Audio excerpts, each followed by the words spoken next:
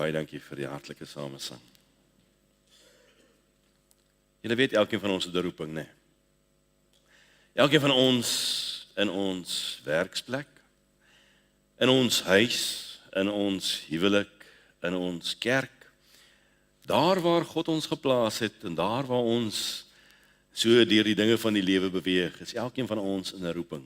Net soos hierdie man Paulus, wat homself ook gevind het in 'n roeping. 'n Man wat 'n lang pad in die lewe geloop het en op die einde van die dag by hierdie plek gekom het, dat sy roeping was om in die gemeentes van die Here Jesus besig te wees. En ons gaan verder dan vanaand met daardie gedeelte in 1 Tessalonisense 2 en ons gaan daar saam lees. 1 Tessalonisense 2 vanaf vers 1. Ons gaan net 6 verse saam lees en dan sal ons daaroor bietjie pyns. In hierdie gedeelte gee hy vir ons so 'n beskrywing van die hart van Paulus se roeping in hierdie gemeentelike werk wat hy moes gaan doen. En so kan ons 'n deeltjie van die hart van elke een van ons se roeping vind in dit wat hier vir ons gewys word. So kom ons word stil voor die Here en kyk wat hy vanaand vir ons wys. 1 Tessalonisense 2 vers 1.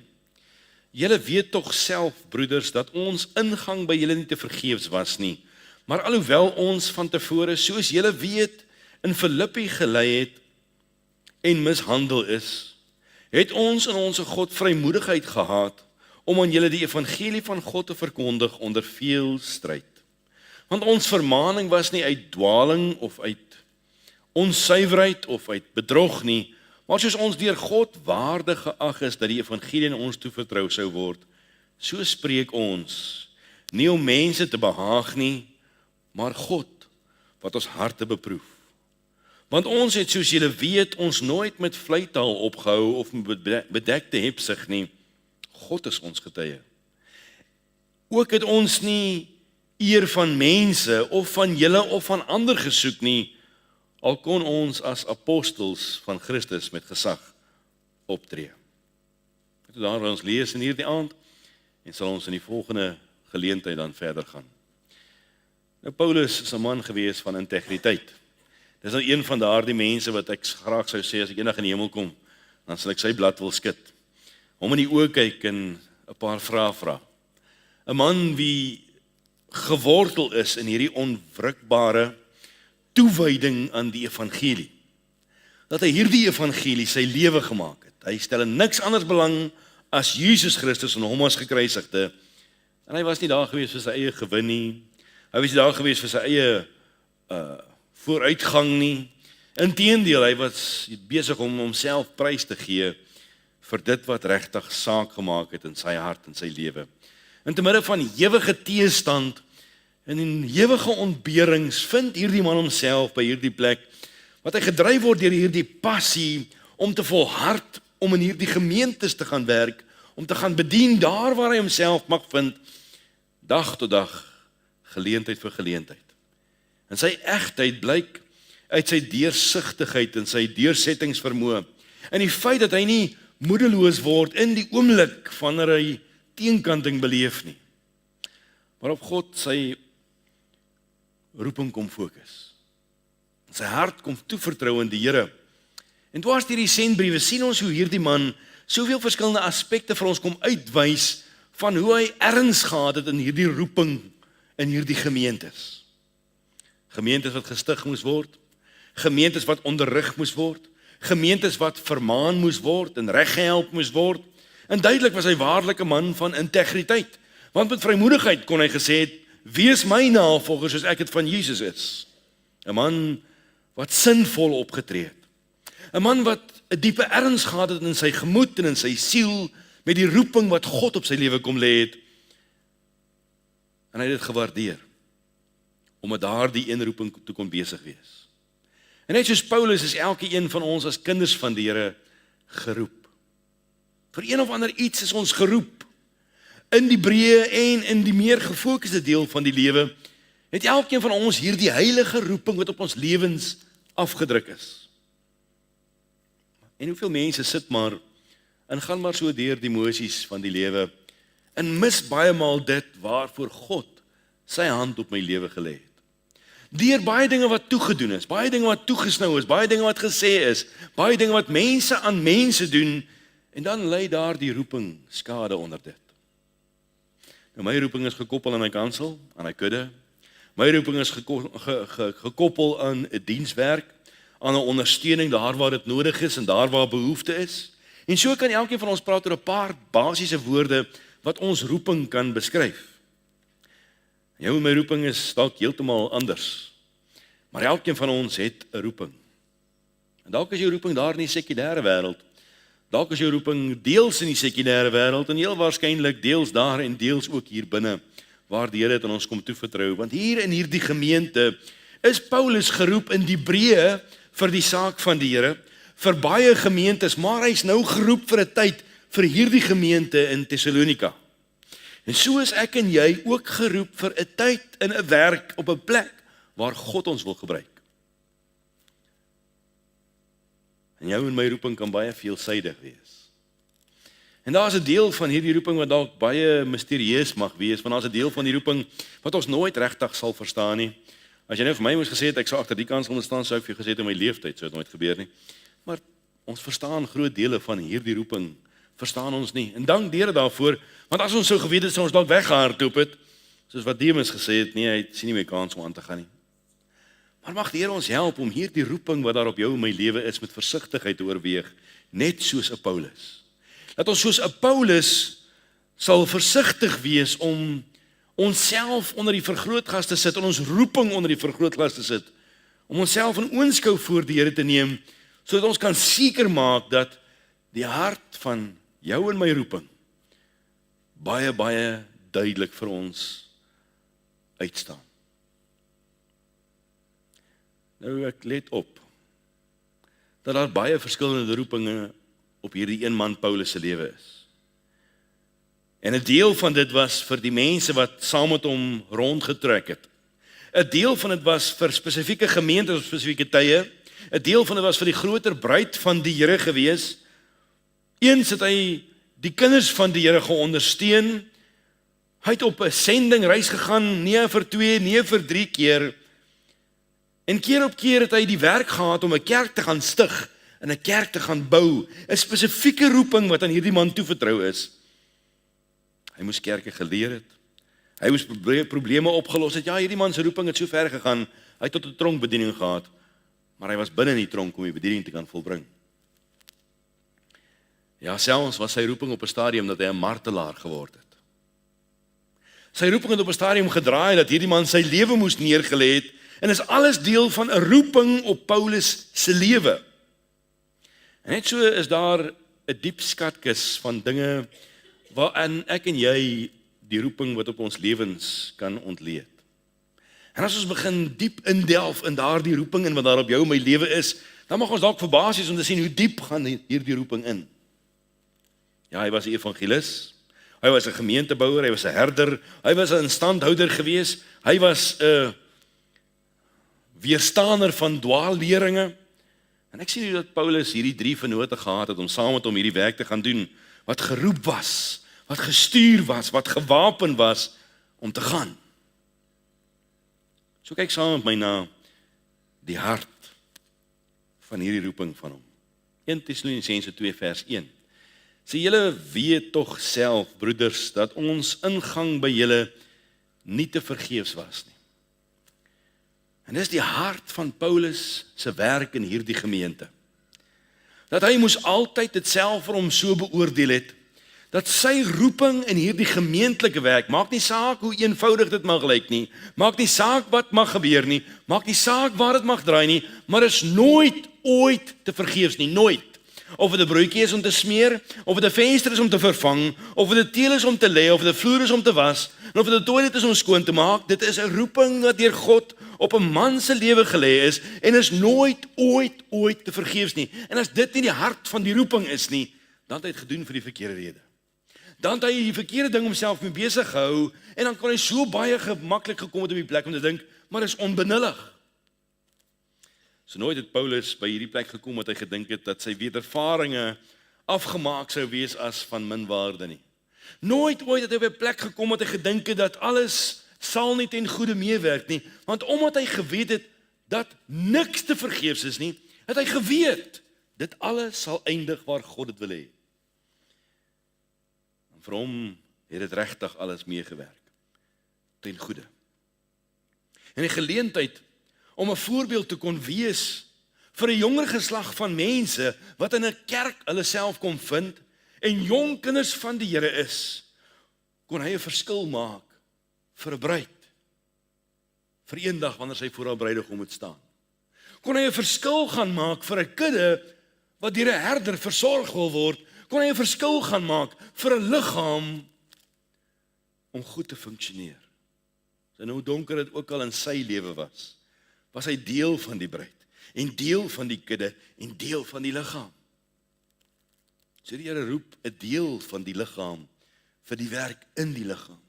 En die Here kom roep 'n deel van die kudde vir die werk in die kudde. En nooit ooit kan dit te vergeefs wees nie. En dis die basiese DNA van hierdie roeping. En dit is my so mooi as mense dink daaraan. Dit maak my so opgewonde. Dat maak nie saak wat ons mee besig is nie. Maak nie saak hoe eenvoudig dit is nie. Of ons nou pleinbal speel, en of ons nou volleybal speel, en of ons nou gate grou. Niks is te vergeefs nie, want net dalk is daar 'n siel wat deur dit geraak kan word. Paulus se hart in hierdie roeping kon dalk deur baie dinge besoedel word. En daarom moes hy by die plek uitkom dat die hart van sy roeping vir hom vas sou wees.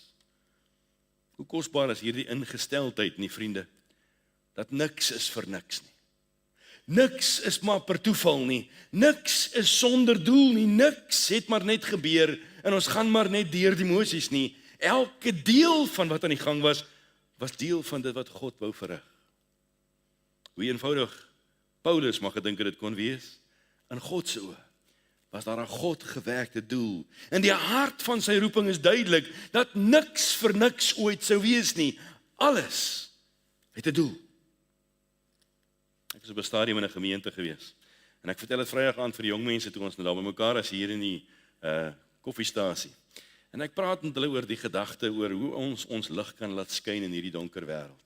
En dit is nou net 'n getuienis wat plaasgevind het en dit het my so laat dink toe ek sit en ek berei voor in hierdie boodskap oor dat niks vir niks is nie, dat niks maar net te vergeefs is nie.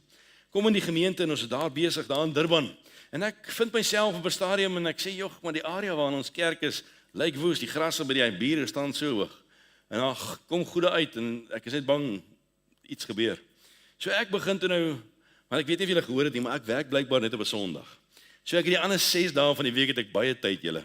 So ek gaan koop vir my 'n grassnyer en ek kry vir my 'n weed eater en ek sê hier's my evangelisasie tools en ek laat waai. En ek trek weg en ek gaan sny die buurman se gras. En hoor ek aan die pad en af van die pad af en ek sny die hele straat se gras. En aanvanklik gebeur daar niks nie, maar so 'n week of wat later kom iemand na my toe en sê, "Hoorie, is jy alright? Is daar fout met jou?" Ek sê, "Ag nee, ek doen dit maar net omdat ek graag wil hê die area moet mooi en netjies lyk." Dan sê hy, "Maar hoe kom jy by so iets uit? Hoekom doen jy dit vir ander mense?"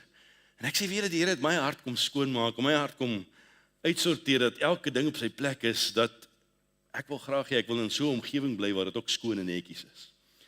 Want dit wat in my hart aan die gang is, moet uiting vind hier buitekant. En daar kom mense wat ook in die pad van ons af bly en die jong man, so 23 jaar oud, kom na my toe en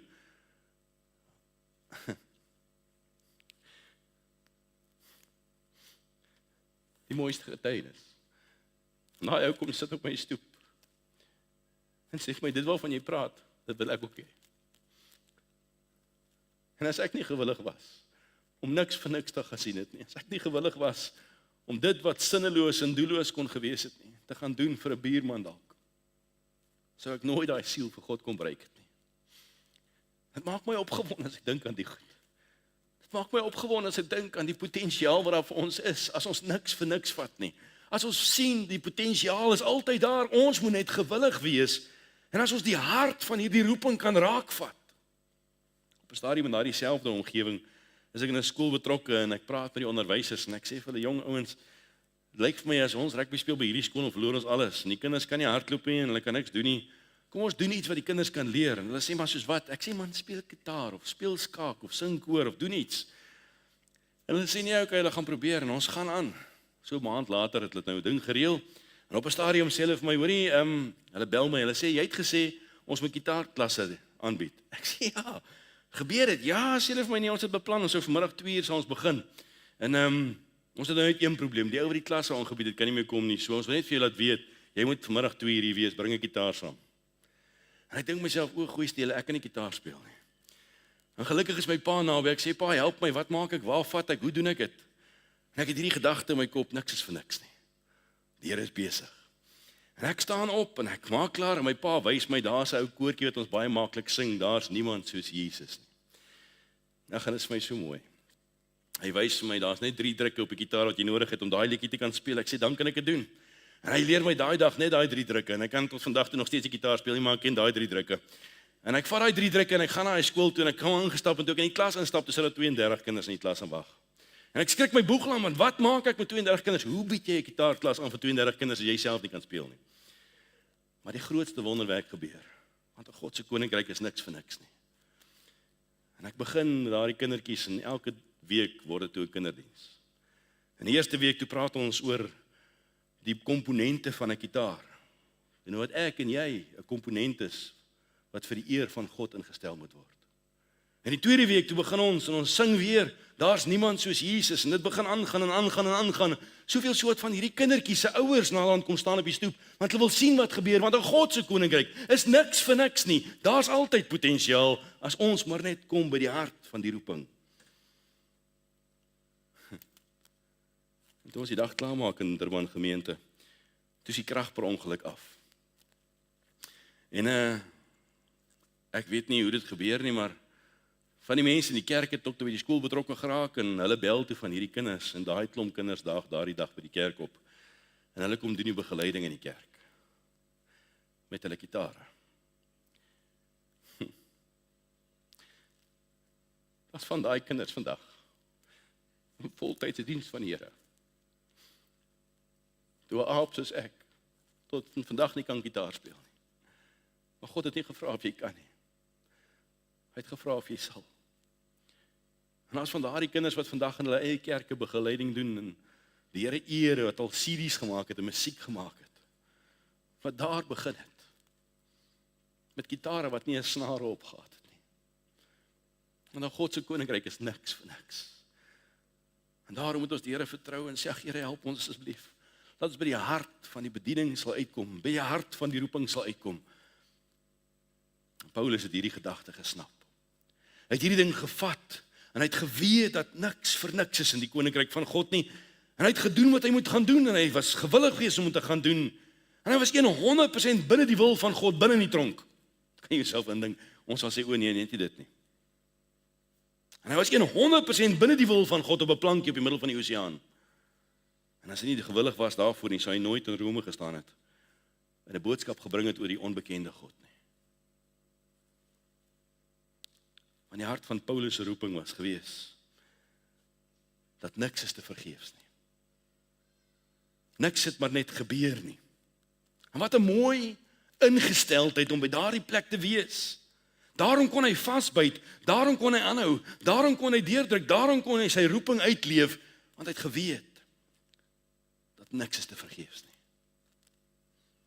En al dink jy, dis onbenullig, en al voel dit vir ons of ons nooit die doel bereik nie, is dit die werklikheid van die hart van die roeping, dat is nooit maar net nog iets te vergeefs nie. En daarom moet ons die Here vertrou en sê, Here asseblief, help ons om by die hart van die roeping uit te kom. Die tweede ding wat in hierdie gedeelte vir my uitstaan, en toe ek so stil word, het my so getref. Die tweede ding in die hart van hierdie roeping van Paulus en hierdie gemeente van Thessalonika is, hy het die vrymoedigheid wat God vir hom gebied het hy gevat. 1 Tessalonisense 2 vers 2 sê, maar alhoewel ons van tevore, soos julle weet in Filippi gelei het en mishandel is, het ons in ons God vrymoedigheid gehad om aan julle die evangelie van God te verkondig onder veel stryd. So te midde van baie stryd, het ons die vrymoedigheid wat God vir ons gebied het gevat. Ja, al het hy dalk gevoel, hy kan nie dit doen nie. Al was hy onseker geweest oor hoe dit gedoen moet word, het hy die vrymoedigheid gevat om te gaan, want God het gesê hy moet gaan. En hy neem die vrymoedigheid te midde van al die aanslae, te midde van die bose wat hom wil wreek op hierdie man,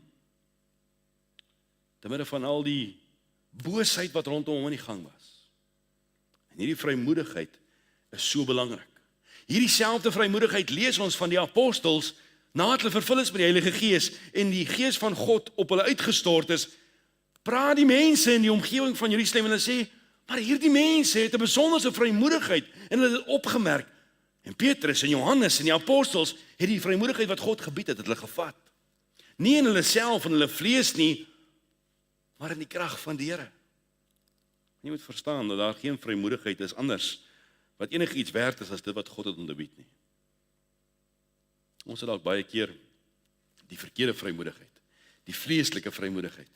Ons vrymoedigheid het baie keer baie dinge behalwe dit wat God se wil vir ons is. En daarom moet ons so ingestel wees om by die hart van hierdie roeping uit te kom, om die vrymoedigheid wat God vir ons gee, om te doen wat hy van ons verwag en te gaan waar hy wil hê ons moet wees, om dit so te doen. Ek onthou Paulus is op 'n stadium op 'n skip. En hy sê vir die ouens, julle moet versigtig wees oor waar ons rondvaar, ons moet versigtig wees oor hoe ons dit doen, hier storms op pad, hier's dinge wat gaan gebeur, en die ouens wil nie luister nie, maar hy neem vrymoedigheid om te sê, want God het vir hom gesê. En hy kan op 'n stadium vir hulle sê, maar nie worry nie ouens, ons gaan geen verliese verder hê nie, niemand van ons gaan doodgaan nie, want hierdie skip moet Rome toe gaan. Hoor die vrymoedigheid, want God het gesê. En die effek van dit is massief groot, want as dit nie gebeur het en hy het nie vrymoedigheid gevat nie, kon hy nooit daar gestaan het by die Areopagus en gesê het, kan ek julle voorstel nie. En daarom moet ek en jy die vrymoedigheid, wat die Here in ons wil kom werk, om te ywer en te werk, moet ons gaan. Ons moet dit doen met alles wat ons het, want dit is die hart van hierdie roeping. En weet jy wat sy hartseer van dit, vriende? Baie keer ontneem ons mekaar van vrymoedigheid. Baie keer laat ons toe dat iemand ons vrymoedigheid wegvat. Baie keer is dit iemand wat op my tone trap, of ek hou nie van hoe die dominee praat nie, of ek hou nie van hoe dit gebeur, of ek hou nie van hoe dat gebeur nie. En ons verloor die vrymoedigheid. En dis die begin van die val van die roeping. Ons moet vrymoediglik wees om tot God te nader, sê die woord vir ons. Hy sê ons moet vrymoediglik wees om van God te praat. Ons moet vrymoediglik wees om te doen volgens die wil van die Here. Dan kan ons by daardie plek uitkom dat ons roeping kan uitleef. Maar die oomblik as ons gaan toelaat dat die bose ons vrymoedigheid steel, dan draai ons op presies dieselfde plek as waar Samson gedraai het.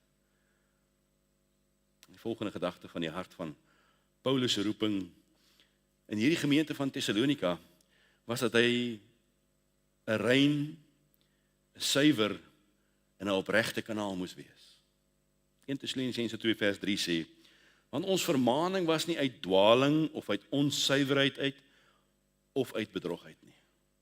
En as jy dit nou gaan negativeer, dan sou jy nou mooi kyk en sê hy moes nie gedwaal het nie, dit moet suiwer gewees het. Hy moes nie onrein gewees het nie. Hierdie boodskap wat hy moes gedra het, moes nie vol bedrog gewees het om een ding te preek en een ding te leef nie. Nee, hy moes dit geleef het met alles wat hy het. Jy sien, niks word gedoen uit onsuiverheid in die roeping nie. En ongelukkig is daar hierdie saak, is God is ons beoordelaar. En hy weet waar ons besoedel is en waar ons besmet is. Hy weet waar daar ander agendas is. Hy weet waar daar ander invloede is. Hy weet waar daar ander dinge is wat in ons agterkop vassteek.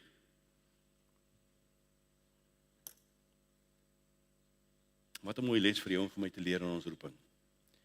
Dat ons die roeping wat God op ons lewens wil kom hê, sal suiwer hou, sal rein hou van enige besoedeling. So wees daar vandag wat dalk jou roeping besoedel. Wie is daar vandag wat jou roeping besmet? Wie is daar vandag in jou huis en in jou huwelik en in jou kerk en in jou werk en waar God jou gebruik, wat dalk enigsins die roeping wat God op jou lewe het, kom besoedel en die hart van jou roeping kom uitdruk? Want hy is veronderstel om rein te wees soos wat God het van jou verlang.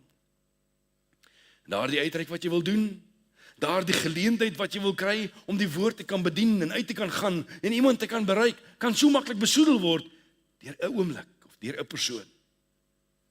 En ons by die Here vertrou en sê, Here, help ons asseblief, dat ons nie sal toelaat dat enige iets ons roeping besoedel nie, dat ons alles sal een kan skuif, Here, maar dat ons net kan fokus op die hart van die roeping wat U op my kom plaas. En dan lees ons hierdie woordjie in 2 vers 4, hy sê, maar soos ons deur God waardig geag is, dat die evangelie aan ons toevertrou sou word. Hierdie man se lewe was 'n lewe wat waardig was aan hierdie roeping. En om waardig te wees vir die evangelie is nogal 'n tol order. Dis nogal 'n moeilike ding om te dink dat, God ag dalk jou lewe waardig vir die evangelie. En Paulus was waardig gewees vir hierdie roeping, en so moet ek en jy waardig leef vir 'n roeping wat hy op jou en my lewe wil kom plaas. En dit is dalk iets eenvoudig, is dalk iets kleins. Jy moet dalk 'n bordjie vat en hom rondskuif. Jy moet dalk 'n koppie vol koffie maak. Jy moet dalk iets doen wat klein en eenvoudig en onbenullig is, maar jy moet dit waardig doen. Want dis waarom hy die evangelie aan ons toevertrou. En so klein deel so wat dit miskien vir jou mag wees, so belangrike deel is dit dalk om 'n siel te kan bereik. Ja, ek weet nie as kan gitaar speel, jy moes bereid wees. En as ek nie was nie, dan was daar vandag iemand wat nie in die oesveld was om die werk te gaan doen nie. As ons nou vandag sou sê, kom ons stop nou net hierso. En ons sê vir mekaar, okay, kom ons gaan op telefoontjie speel. En ek gee vir jou die blye boodskap, en sê vir jou, right, hier's 'n blye boodskap vandag. Julle, en ek fluister die blye boodskap in een van ons se oor. En ons gee kans vir elkeen om hierdie blye boodskap oor te gaan dra. Hoe bly gaan die boodskap wees aan die einde van die aand? Want soveel keer word ons besoedel deur dinge wat ons nie behoort te besoedel nie. En as ons dit toelaat, dan ruk ons die hart van die roeping van God op my lewe uit. Verder sien ons die woord van die Here sê vir ons in vers 4. Hy sê, maar soos ons deur God waardig geag is, dat die evangelie aan ons toevertrou sou word, so spreek ons nie om mense te behaag nie, maar God, wat ons harte beproef. Nou dis nou hierdie gedeelte waar dit nou bietjie moeilik raak. Want is nou hier waar ons gewoonlik die pap op die grond laat val.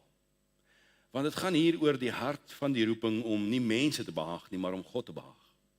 Jy sien, die roeping kan nooit afhang van mense behaag nie. Die roeping moet altyd gaan oor om God te behaag. En daarom was hierdie man se lewe waardig geweest, want hy was nie geplaag geweest oor die mense nie, hy was geplaag geweest oor God en God alleen en niks en niemand anders nie. En dit was die hart van sy roeping geweest. So wie wil ek en jy behaag?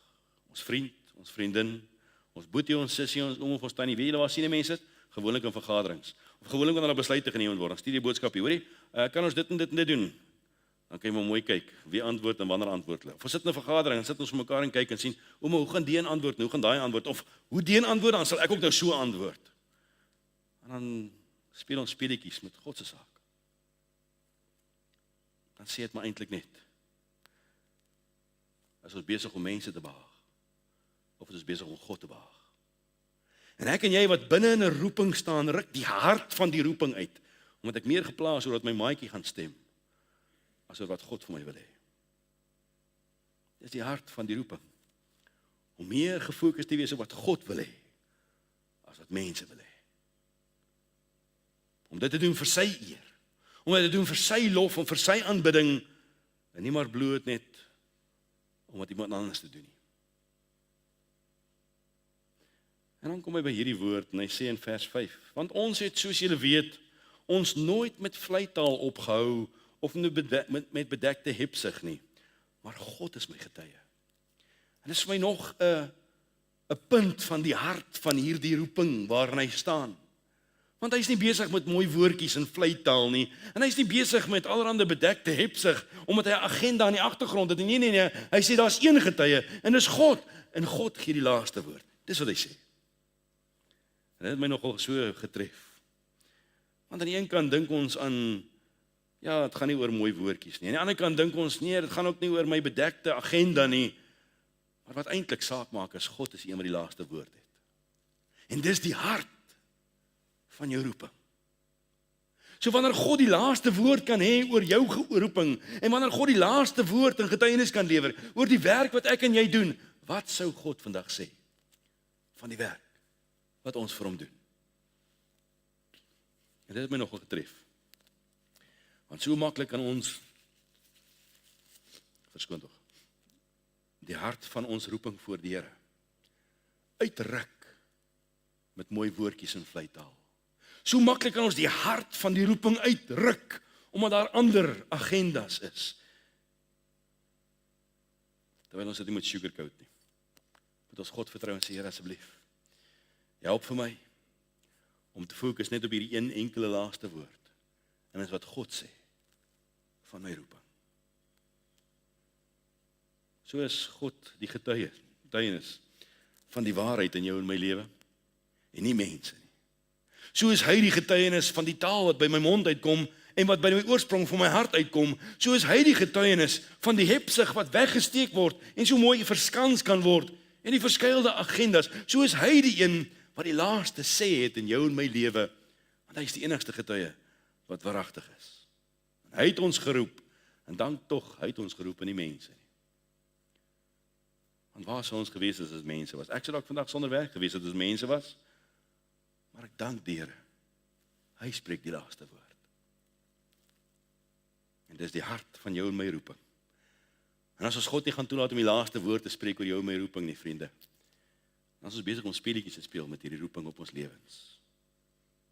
Dan gaan hy verder in vers 6, en hy gebruik hierdie woorde, hy sê, ook het ons nie eer van mense, of van julle, of van ander gesoek nie, al kon ons as apostels van Christus met gesag optree. Hy sê, ons kon opgetree het en gesê, hoor jy, ek het 'n posisie, ek is in 'n sekere plek, en jy moet nou maar hy sê, ons doen nie. Hy sê, ek stel nie belang in die eer van mense nie. Ek sê, stel nie belang in die aansien van mense nie. En dis die hart van hierdie man se roeping, omdat hy nie geplaag kon wees oor wat mense dink daarvan nie, maar alleen wat God daarvan sê. Daarom kon hy volhard.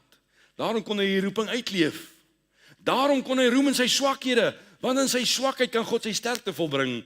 Daarom kon Paulus sterf aan homself, en Christus kon deur hom leef. Daarom kon Paulus sê, vir my is die lewe Christus, nie sterwe is wins. Daarom kon Paulus gesê het, dat die dood is 'n bargain. Want die eer van mense stel altyd teleur. Maar jou en my roeping hang af van of God se eer, God of tevrede is met wat ons doen. En daarom is dit vir ons so belangrik om deel van ons roeping altyd te sê, Here, ons wil nie mense eer hê nie, ons wil nie mense behaars wees nie. Here, ons wil graag U eer. So hoe weet 'n mens dat iemand is besig met menseverering? Ek het dit al soveel keer gesien, julle. Alles gaan goed, alles is onder beheer, alles is redelik goed en alles loop mooi. Tot daai persoon nie gekies word as die leier van die span nie. Tot daai persoon nie gekies word as die CEO van die maatskappy nie. Tot daai persoon nie gekies word as die moderator van die kerk nie. Tot daai persoon nie gekies word as die een wat moet voorloop nie. Dan sien jy ewe skielik hoe kom dit uit. Dan kom jy baie vinnig agter vir wie se eer gaan dit. En daarom moet ons sê, Here, help ons asseblief, dat ons nie die hart van die roeping sal uitdruk nie, maar dat ons by die hart van die roeping sal uitkom, om nie mense te wil eer nie, maar om God te wil eer. So die hart van Paulus se roeping is niks is te vergeefs nie. Die hart van Paulus se roeping was gewees, dat hy die vrymoedigheid wat God vir hom skenk, om te vat en te neem en te gaan werk en te gaan ywer, dit vat hy en hy gaan doen dit. Die hart van Paulus se roeping was, om rein kanaal te wees, suiwer en opreg voor die Here te wees. Die hart van Paulus se roeping was om 'n waardige lewe te leef vir die evangelie, wat sy roeping is. En so het ek en jy, iets wat ons moet doen in ons lewens, in hierdie roeping wat ons moet leef. En ek en jy moet waardig daardie roeping wees. En so om 'n waardige geroepene te kan wees, daar waar God jou wil gebruik, kan jy nie 'n mense behaar wees nie. Moet jy nie met mooi woordjies probeer omgaan nie. Moet jy weet daar is net een getuie wat saak maak. En dis die getuie van die hemel. En moenie mense eer soek nie. Want mense eer is teleurstellend. Dit het my so getref toe ek stil word en ek kyk na die gedagte.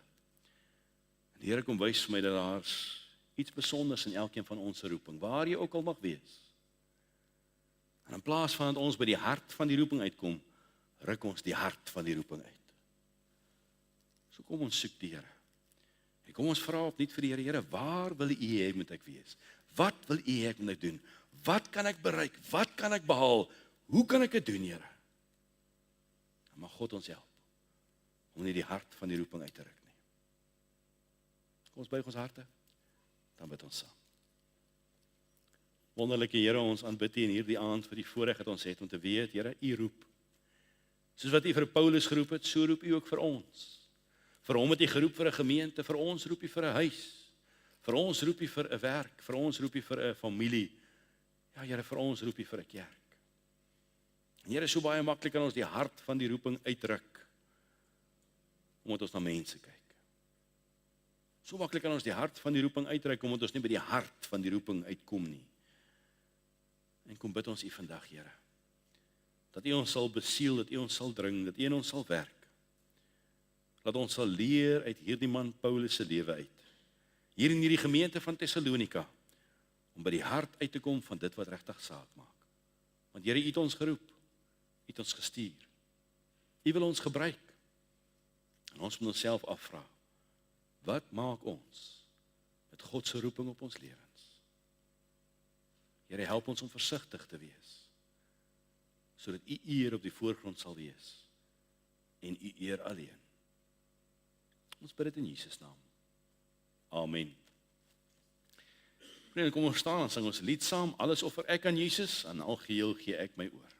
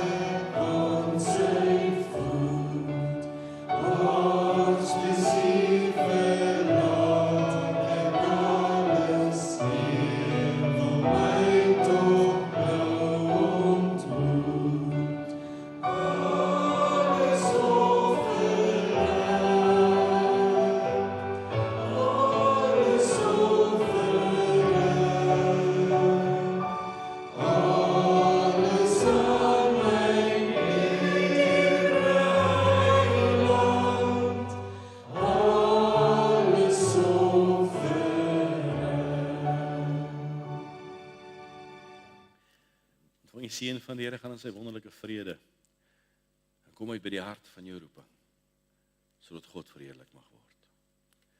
Die genade van ons Here Jesus Christus, die liefde van God, ons hemelse Vader, en sy teere opsoekende gemeenskap van sy Gees, wees en bly met u elkeen, totdat hy ons kom haal.